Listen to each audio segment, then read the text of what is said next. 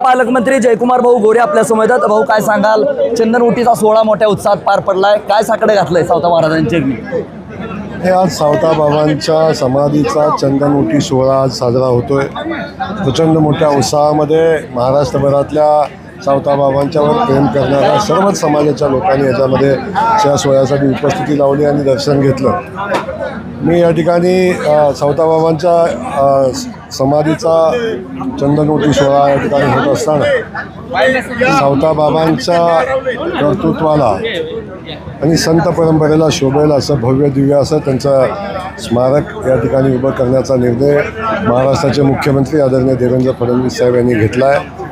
या इथल्या आरणच्या विकासासाठी पहिली प्रशासकीय मान्यता 89 कोटी रुपयाची मिळाली। साधारण 150-200 कोटी रुपयाचं काम या ठिकाणी प्रस्तावित आहे।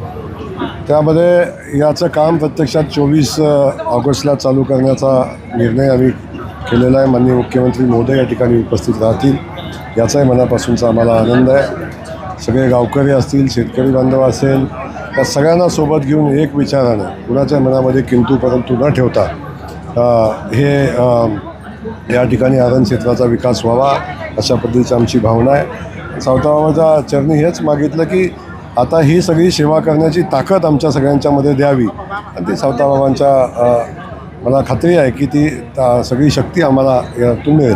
भाऊ, तीर्थक्षेत्रांना जोडणारा मोठा प्रकल्प जो आहे तो देवाभाऊनिकाला शक्तिपीठ महामार्गाच्या माध्यमातून आरणला जोडलं जाणार आहे। पण पुढतर माढा विधानसभा मतदारसंघातले करकम असेल, मोंडणीमच्या शेतकऱ्यांनी या शक्तिपीठ महामार्गाला विरोध दर्शवण्यास सुरुवात केली। कसं पाहताय, काय एकंदरीत? आपल्या सगळ्यांना माहिती आहे की शेवटी विकासाचं काम होत असताना शक्तिपीठसारखा प्रचंड मोठा मार्ग या ठिकाणी होत असताना तो विकासाचा मार्ग आहे, तो भक्तीचा मार्ग आहे।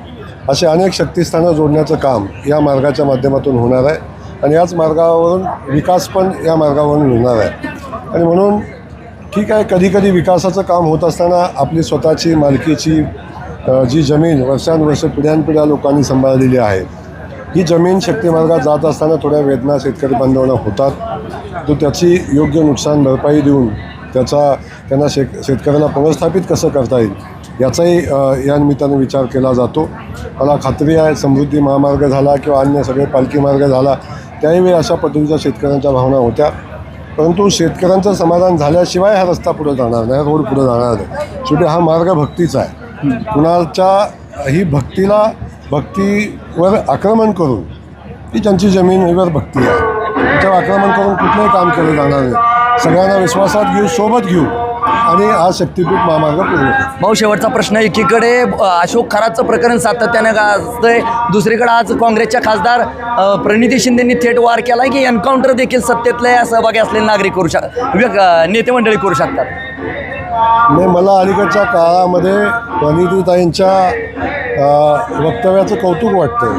का असं त्या वागतायत, का असं बोलतायत मला माहिती नाही, पण अलीकडं जो काँग्रेसचा ऱ्हास झाला आहे, काँग्रेसच्या विचाराचा ऱ्हास आपण बघतोय, तो प्रणितीताईंच्या विचाराचाही ह्रास झालेला दिसतो। आपण बघितलं असेल की हे अशोक खरात प्रकरण हे सरकारनं काढलं, पोलिसांनी काढलं, हे कुठल्या काँग्रेसवाल्यांनी काढलेलं नाही। त्यामुळं अशा पद्धतीच्या प्रवृत्तीला ठेचण्याचा निर्णय माननीय मुख्यमंत्री मोदयांनी घेतलेला आहे आणि जोपर्यंत त्याच्या पापाचा प्रत्येक हिसाब केला जात नाही तोपर्यंत काही घडणार नाही, चिंता नका करू।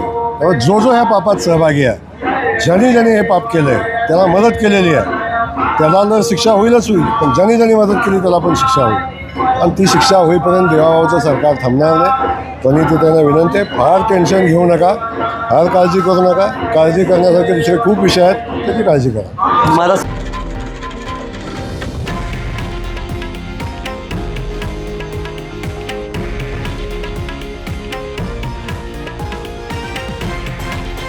हे आहे देशातील नंबर 1 न्यूज नेटवर्क आणि आपण पाहत आहात TV9 मराठी, एकमेव।